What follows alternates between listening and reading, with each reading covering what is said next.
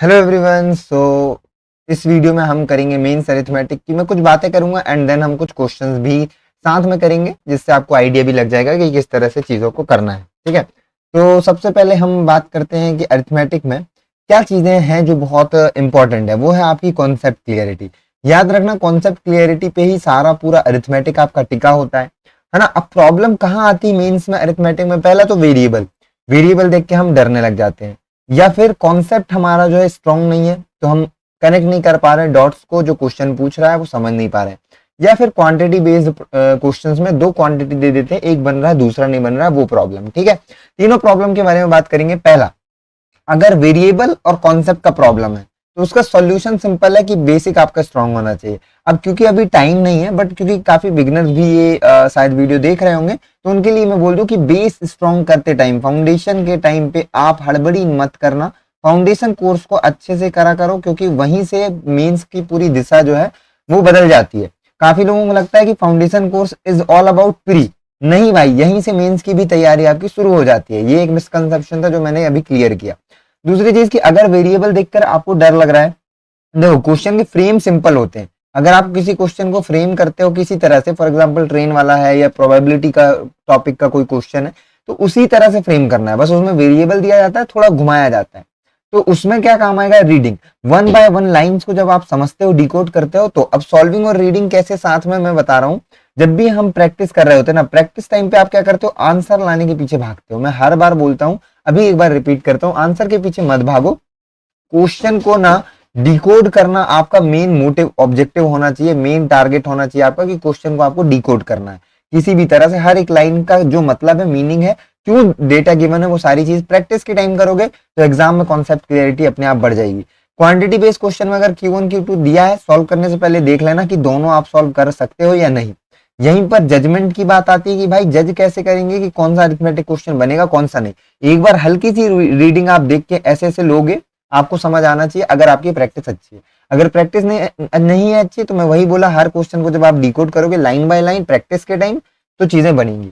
अब प्रैक्टिस करते टाइम कुछ लोग सोचते हैं मेंस का क्वेश्चन 2 मिनट में हो जाए, 1 मिनट में हो जाए, या 3 मिनट में हो जाए। इससे ज्यादा आप टाइम देना अपने आप की कमजोरी, और वो समझने लगते हो, पर ऐसा नहीं है। जब मैं खुद तैयारी कर रहा था, तो मैं एक एक अरिथमेटिक क्वेश्चन में 5 से 10 मिनट भी देने में कतराता नहीं था। मतलब ये नहीं होता था, पीछे नहीं हटता था कि भाई नहीं देता, क्योंकि पता है at the end of the day वो चीज फायदा देगी ही देगी। तो ये थी थ्योरेटिकल बात। अब हम प्रैक्टिकली इसको देखते हैं, इंप्लीमेंट करते हैं। ठीक है, तो क्वेश्चन से शुरू करेंगे। फर्स्ट क्वेश्चन हिंदी में भी दिया है, अगर थोड़ा रॉन्ग हो तो कर लेना, क्योंकि ट्रांसलेट किया हुआ है डायरेक्ट। ठीक है, तो अब ये वाला जो क्वेश्चन है फॉल्ट वेट वाला है। ठीक है, फॉल्ट वेट वाले जो भी क्वेश्चंस हैं, आपको ऑलरेडी एक वीडियो मैंने बनाया हुआ है, आई थिंक दिख रहा होगा, डिसऑनेस्ट शॉपकीपर करके स्क्रीन पे। ये वीडियो देख लेना, एकदम सिंपली ट्रिक इजी से समझाया हूं कि किस तरह से सारे क्वेश्चन आप आराम से सॉल्व कर सकते हो। वो वाली वीडियो देखने के बाद आपको समझ आएगा, क्योंकि इसमें मैं बस वही मेथड लगाऊंगा। तो इधर लिए हमने कॉस्ट प्राइस, इधर लिया हमने सेलिंग प्राइस। अब देखो, अगर बोल रहा शॉपकीपर फॉल्टी वेट यूज कर रहा है, तो वो बोल रहा है P-400 ग्राम दिखा रहा है हर 1200 ग्राम पे। अब एक बार बताओ, अगर कोई शॉपकीपर फॉल्टी वेट यूज करेगा तो वो अपने फेवर में करेगा। मतलब जो वेट मशीन में दिख रहा होगा वो एक्चुअल वेट से ज्यादा होगा। समझ रहे हो? तो ये ज्यादा वाला वेट है, यानी हमें यहां समझ आता है कि P-400 ग्रेटर होगा 1200 से, मतलब P ग्रेटर होगा 1600 से। ठीक है, अभी आंसर में हम चेक कर लेंगे ये चीज सही है कि नहीं है आगे जब आएगा। ठीक है, उसके बाद बोल रहा है कि 1200 ग्राम एक्चुअल है, मतलब उसका कॉस्ट जो है वो 1200 ग्राम पड़ता है, बट वो मार्क कर दे, मतलब जो दिख रहा होता है वो P-400, यानी हर 1200 पे कॉस्ट प्राइस मान लो 1200 ग्राम की 1200 रुपए, पर वो लेता इतने रुपए, ज्यादा ले रहा है। ठीक है, फिर बोल रहा मार्कअप करता शुगर को 25% पे, यानी 25% यानी फ्रैक्शन वैल्यू 1/4, यानी 4 की चीज को 5 में देता है, तो यहाँ पे लिख लिया 4, यहाँ पे लिख लिया 5। फिर डिस्काउंट दिया 20%, यानी 1/5, तो 5 की चीज को 4 में। ठीक है, ये हुआ। और फिर बोल रहा है कस्टमर, अगर कस्टमर 3000 ग्राम शुगर मांगता है तो 10% का नेट प्रॉफिट होता है। मैंने क्या बताया था, यहाँ पे लाइन खींच के इक्वेट करना प्रॉफिट से। 10% यानी 10 की चीज को 11 में बेचा। अब 3000 ग्राम बोला है, पर हमने यहाँ 1200 लिया है, तो 1200 को 3000 ग्राम बनाने के लिए हमें इसको 2.5 से मल्टीप्लाई करना पड़ेगा। और अगर इधर 2.5 से मल्टीप्लाई करेंगे तो इधर भी 2.5 से मल्टीप्लाई करेंगे। तो जब दोनों साइड सेम चीज मल्टीप्लाई हो रही है तो इक्वेट करने पे ऑटोमेटिकली कट जाएगी। कैसे? इसको सिंपली मैं समझाता हूँ, इसको लिखना कैसे। इसको ऐसे लिखते हैं, देखो 1200 बटे p माइनस 400, फिर इंटू ये वाला आपका 4 ऊपर आएगा, ये नीचे 5 आ गया, ये 5 ऊपर ये 4, ठीक है, इक्वल टू 10/11। ये इसका मतलब है। अब 2.5 यहाँ मल्टीप्लाई करूँ, यहाँ दोनों तो कट ही जाएगा, तो कोई सेंस नहीं बनता, ठीक है। तो डायरेक्ट करेंगे, 10 से काटेंगे इसको, 5 से 5 कटेगा, 4 से 4 कटेगा, ठीक है, 11 सुन 11 दूनी 22, 2 11 कम 11 2 13 बराबर p माइनस 400। तो p इक्वल टू जाएगा आपका 1720। तो 1720 आंसर। और पूछा क्या है, find the value of p। तो p की वैल्यू 1720 है। बड़ा ही सिंपल तरीके से आंसर आपका आ गया, ठीक है। तो ये वाली वीडियो जो है डिसऑनेस्ट शॉपकीपर वाली, वो देख लेना, बहुत ही इजी से ये समझ आएगा। काफी लोग यहाँ पे घबरा जाते हैं, भाई डिसऑनेस्ट आया और छोड़ दिए, पर ये बहुत सिंपल क्वेश्चंस होते हैं अगर आपका कॉन्सेप्ट अच्छा है, ठीक है। Find the saving of A if be spend. अब देखो ये क्योंकि स्टेटमेंट बेस्ड क्वेश्चन है, तो ये माइंड में करने की कोशिश हम करेंगे। प्रैक्टिस के टाइम पे माइंड में करोगे, एग्जाम में भी माइंड में कर सकते हो अगर कामनेस है आपके अंदर, बट अगर थोड़ा सा पैनिक हो जाते हो तो फिर आप पेन पेपर से सॉल्व कर सकते हो। अब बोला देखो, अब माइंड में ध्यान देना, क्या आएगा हमें माइंड में आएगा इनकम, एक्सपेंडिचर और सेविंग, और ये दोनों मिलके इनकम बनाएंगे। इतना माइंड में आपका फ्रेम बनना चाहिए, ठीक है। अब बोल रहा है find the saving of A, तो ए की हमें सेविंग निकालना है, ठीक है। अगर be spend 25% of his earning, तो हमें क्या बोला, बी की अर्निंग का ही परसेंट दे दिया कि वो कितना खर्च करता है, पर और कुछ नहीं मिला। फिर क्या बोला, A B C together earn half of their total income ये। तो टुगेदर जो अर्न हुआ है वो हाफ ये है, मतलब टोटल 10,800 वो टोटल कमाते हैं एबीसी, और ए बी इक्वल कमाते हैं। तो माइंड में हमारे क्या है, देखो माइंड में ये चीजें मेरे को दिख रही हैं, आपको भी दिखेगी क्या। माइंड ये लिखना नहीं, ये दिख रहा है माइंड में एबीसी, जिनों की इनकम है 10,800। तो मैं मान लिया सी की इनकम सी है, तो ए और बी की सेम है, तो मान लिया एक्स और एक्स है, तो मुझे दिखा 2x plus C equal to 10,800। ये माइंड में रखना है, ये लिखना नहीं है, ठीक है। अब बोल रहा है ए, एक स्टेटमेंट दिया बी स्पेंड 900, ठीक है। अब बी का जो बोल रहा था स्पेंड वो 25% अर्निंग का करता है, तो अगर ये 25% है तो बी की इनकम मिल गई 3600।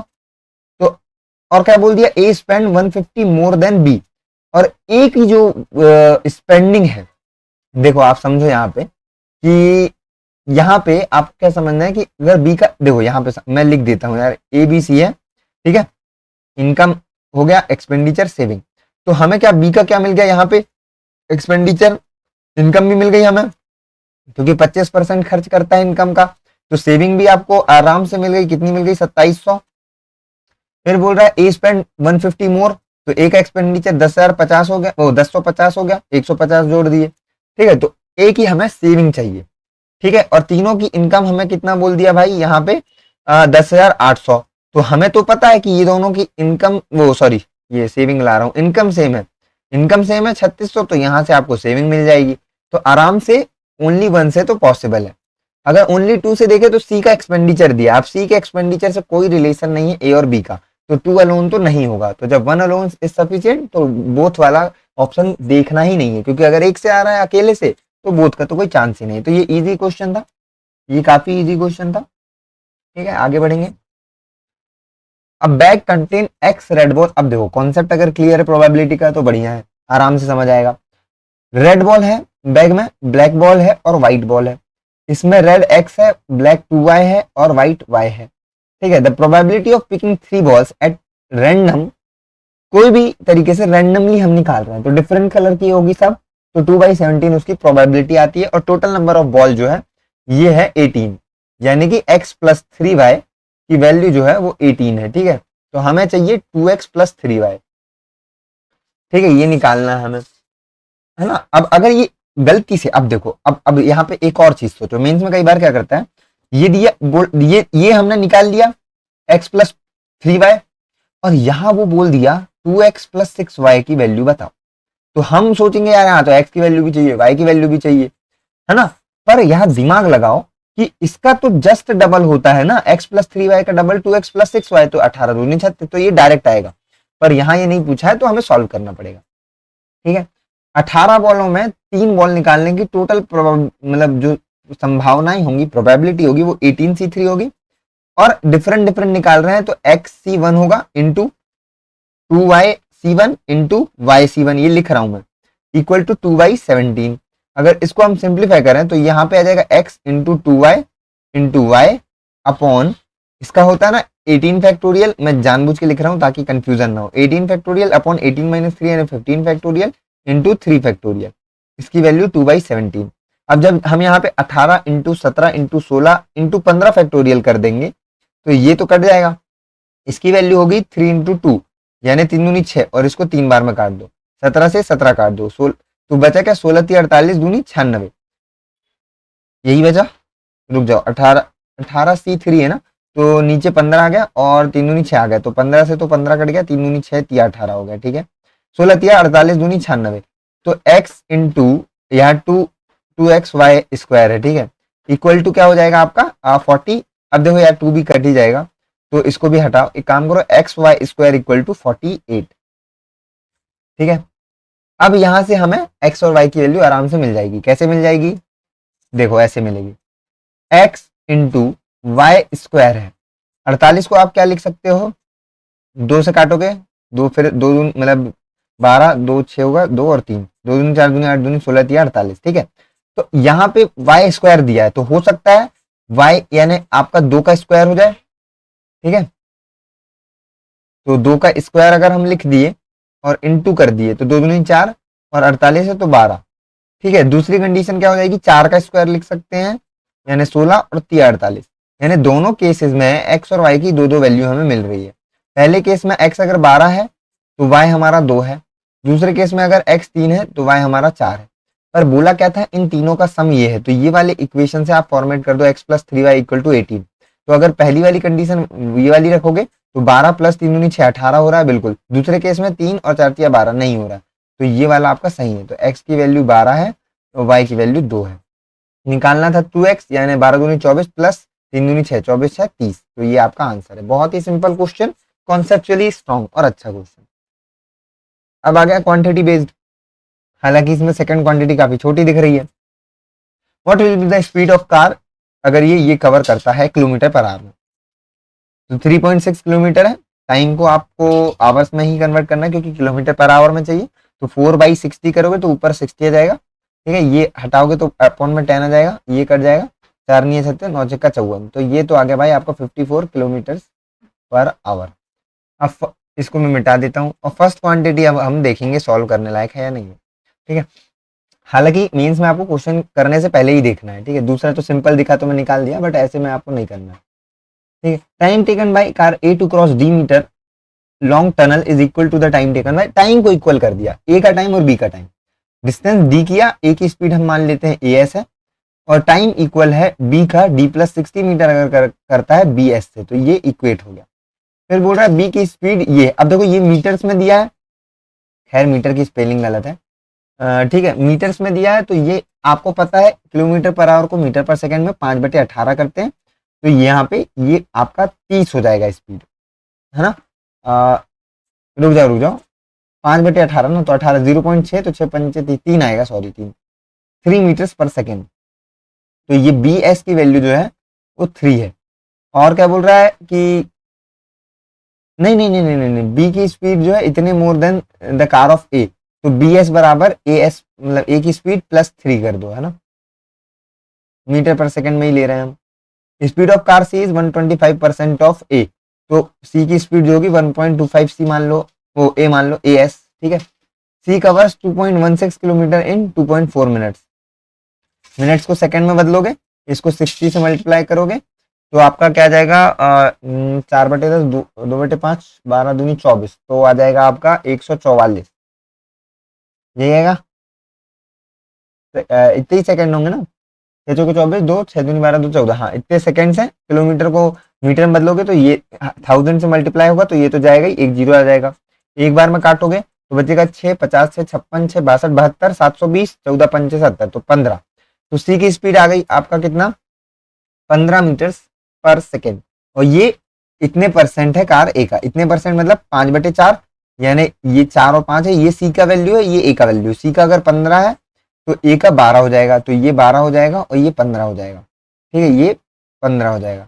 तो 3 पंचे 15 3 चौके 12 काट दो, 5d equal to 4d plus 4 3 24 240, तो d इक्वल टू 240 मीटर्स आ गया, ठीक है।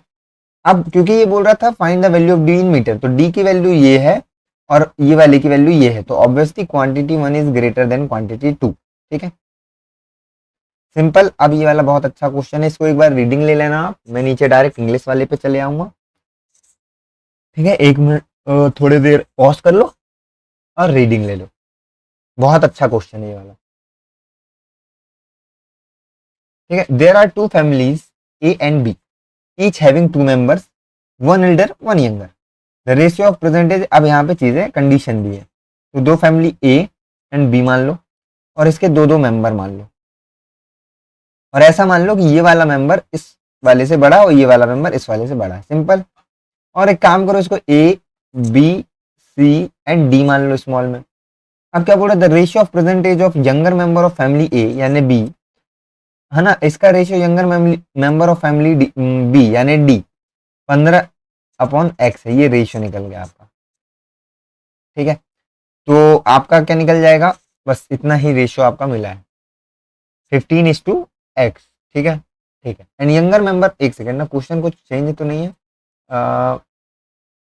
ठीक है, and younger member of family A is 12 year older than younger member of family B. ये बड़ा है इससे, यानी कि b माइनस डी आपका निकल के आया 12, तो b इक्वल टू निकल के आया 12 प्लस डी। ठीक है, तो यहाँ पे वैल्यू रख सकते हो। अभी अभी रुक जाओ, ठीक है, अभी आराम से। अब क्या बोल रहा है, the percentage of younger member of family B यानी ये वाला 75% of the younger member of family A 4 year ago. इसका 4 ईयर एगो यानी ये होगा एज, और इसका 75% यानी 3/4 है। इसका बी का अभी का, बी की यंगर एज क्या है, मतलब फैमिली बी के यंगर मेंबर की एज डी है। ठीक है, तो 3b minus 12 equal to 4d। इस तरह से निकालोगे तो डी इक्वल, ओ माइनस कैसे आ रहा है, रुको रुको रुको रुको। The percentage of younger member of family B is इतने percent, okay. Younger member of A 4 year ago, younger member B है, वो इसका 75% है बी के यंगर मेंबर। ठीक है,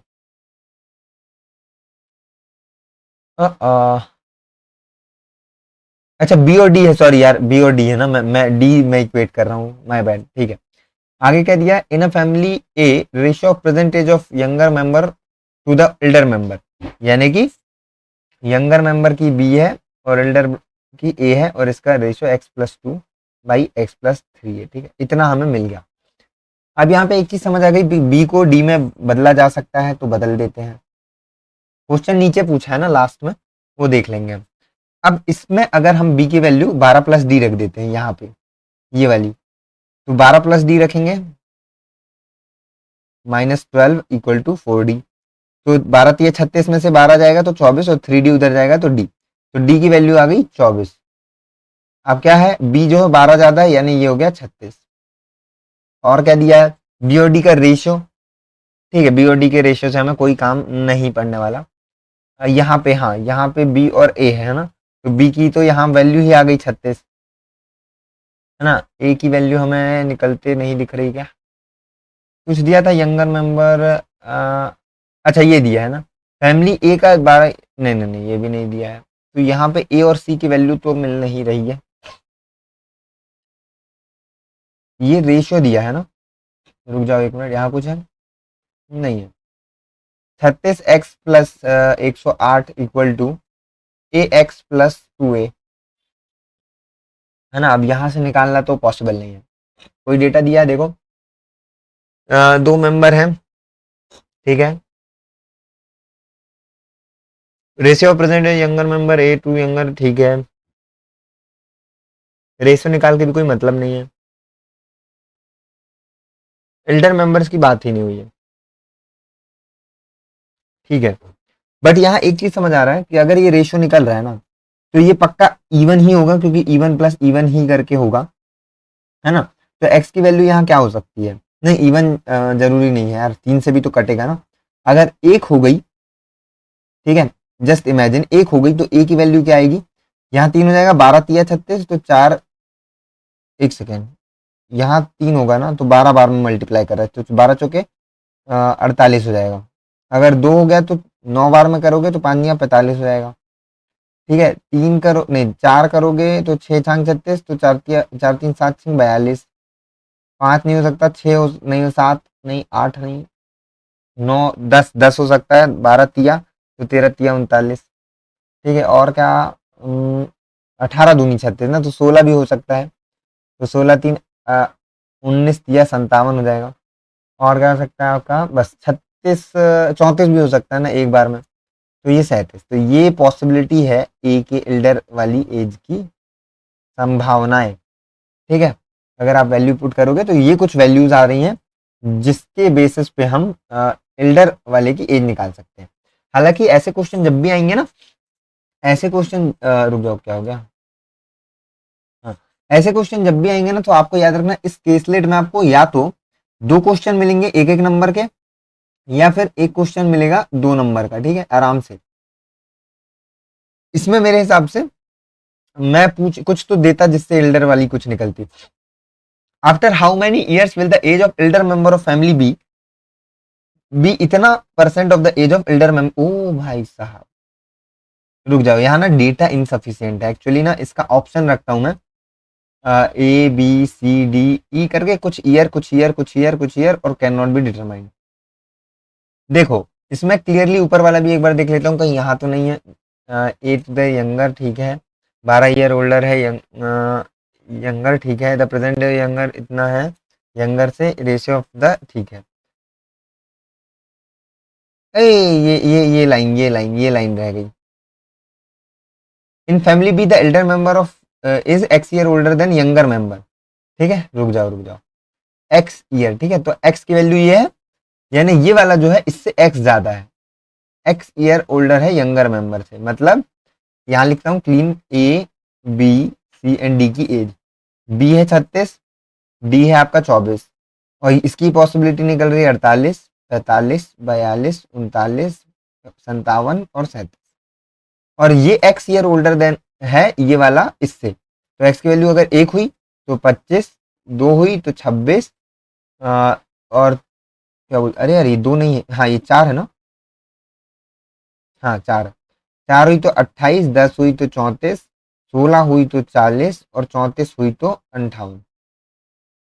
हालांकि इसमें कोई ऐसा क्लू देना था कि बी का जो एल्डर मेंबर है वो एक एल्डर से कितना परसेंट है, कुछ ऐसा, पर इससे लॉजिक लगाओ कि बी का जो बोल रहा कितने, हाउ मेनी ईयर्स जो होगा, कितने साल बाद बी का बड़ा सदस्य ए के बड़े सदस्य की आयु का इतना प्रतिशत होगा, यानी बी पक्का से इससे छोटा ही हो, मतलब सी की एज ए से छोटी ही होगी। तो ये जैसे देखो 25 इन सबसे छोटा है, ठीक है, 26 भी छोटा है, 58 देखो सबसे बड़ा, तो ये तो एलिमिनेट होता है आपका। ठीक है, ये एलिमिनेटेड है। अब अगर ये एलिमिनेटेड है तो ये भी एलिमिनेटेड हो जाएगा पैरेलली। फिर 48 देखो, अगर इनसे इससे बड़ा है और इससे बड़ा है, तो ये बड़ा अगर ये आया तो ये नहीं आ सकता, पर कंडीशन अभी भी क्लियर नहीं है ना। पर फिर भी बी जो है ये इसकी वैल्यू होती है 7/8, मतलब एक ही प्रेजेंट एज 8 के मल्टीपल में होगी। यहाँ हमें एक चीज समझ आ रही, क्योंकि एक ही एज नहीं बढ़ा रही, तो अगर एक ही वैल्यू 8 के मल्टीपल में मान लो 48 है, तो फिर एल्डर मेंबर 25 होगा, तो 7/8 यानी 8 सिंह तो 7 सिंह 42, तो यानी कि 17 साल बाद, तो आंसर 17 होगा, 17 ईयर। बहुत अच्छा क्वेश्चन है, स्टिल यहाँ पे कैन नॉट बी डिटरमाइंड लग रहा था मुझे, बट नहीं, बहुत लॉजिकल है। बट यार क्यों ऐसा है, क्योंकि एज जो है ना वो जनरली इंटीजर ही लेते हैं, ठीक है, उसको डेसिमल में नहीं लेते। बहुत शानदार क्वेश्चन है। और भी कुछ क्लू अगर आपको दिख रहा हो तो वो भी जरूर आइडेंटिफाई करके नीचे कमेंट में बताना, ताकि बाकी स्टूडेंट्स की भी हेल्प हो जाए। तो ये लास्ट क्वेश्चन है, इसको होमवर्क दे दूं, नहीं यार ये अच्छा क्वेश्चन है यार, होमवर्क नहीं देता। 3% PQR स्टार्ट करता है बिजनेस, ठीक है, आधा करूंगा, आधा आप कमेंट में होमवर्क मार्क करना और कमेंट करना। Such that the ratio of initial capital of PQ, ठीक है, P और Q का रेशियो दे दिया 4x और 5y, और Q और R का दे दिया 3x और 8y, और बोल दिया x और y का रेशियो जो है 9:5 है। तो इसको 9a 5a मान लो, तो ये हो गया 9 चौके 36 है, ये हो गया 25 है, इसको भी 25a करना है। ओ नहीं नहीं नहीं नहीं नहीं, रुको रुको रुको भाई, अच्छा कट के हो सकता है ना, हाँ ठीक है ठीक है ठीक है, ऐसे x की वैल्यू हम रख तो नहीं सकते, बट कट सकता है, नहीं यहाँ थोड़ा ना, थोड़ा मिस्टेक है ना यार, थोड़ा मिस्टेक है। इसको इस तरह से मत लो, इसको इस तरह से लो, कि 5y और 3x को इक्वल करोगे आप, मतलब इन दोनों को, क्योंकि ये दोनों सेम है, तो 5y का इसमें मल्टीप्लाई कर दो, 3x का इसमें, 3x का करेंगे इसमें तो 3 चौके 12x² और ये हो जाएगा 3 पंजे 15xy। 5y करोगे तो ये भी 15xy होगा और ये 5 अट्ठे 40y²। तो ये आपका रेशियो एक तरीके से मिल गया। क्या मिल गया? 12x², 15xy और 40y²। अब x और y की वैल्यू इस रेशियो में जो दिया है वो रख दो। 9 81 और 12 से करेंगे तो 12 कम 12 1, 12 96 57 972। 15xy 9 बना 45, 15 बना 75 7, 15 चौके 60 7 67। 40y², 55 25 चौके 100 तो 1000। कटेंगे तो काट देना, ठीक है ना, वैसे तो नहीं कट रहा है। अब ये इनका इन्वेस्टमेंट मिल गया आपको P, Q एंड R का। आगे का क्वेश्चन आप करोगे, ये बस कंडीशन दी है और कौन सा ट्रू है वो आपको आंसर कमेंट में बताना है। कैसी लगी वीडियो नीचे जरूर कमेंट करना। इसी तरह के शॉर्ट सेशन लाने का ट्राई करूंगा। अभी हालांकि रिकवरी पीरियड में हूँ, काफी लंबी सेटिंग हो नहीं पाती, तो थोड़ा इस तरह से मैनेज कर लेना। बाकी इस क्लास में इतना ही। आई होप ये बहुत हेल्पफुल क्लास होगी आप लोगों के लिए, तो जरूर इसको कंप्लीट करना। और दूसरी चीज कि आरआरबी पीओ के लिए स्कोर बूस्टर सीरीज जो है प्रीलिम्स के लिए, हालांकि ये मैंने देखो एसबीआई और आईबीपीएस लिखा है, आरआरबी पीओ प्री भी लिखा है, तो इसके जो मैराथन है वन शॉट आपके जो क्लासेस है वो जरूर कर लेना। हालांकि कुछ क्लासेस अभी मैं स्क्रीन पे आपको दिख रही होंगी, ये वाली क्लासेस जरूर आपको करना है क्योंकि बहुत इंपॉर्टेंट क्लास है और सारी चीजें कवर हो जाती है। तो बस इस क्लास में इतना ही, मिलते हैं नेक्स्ट क्लास में।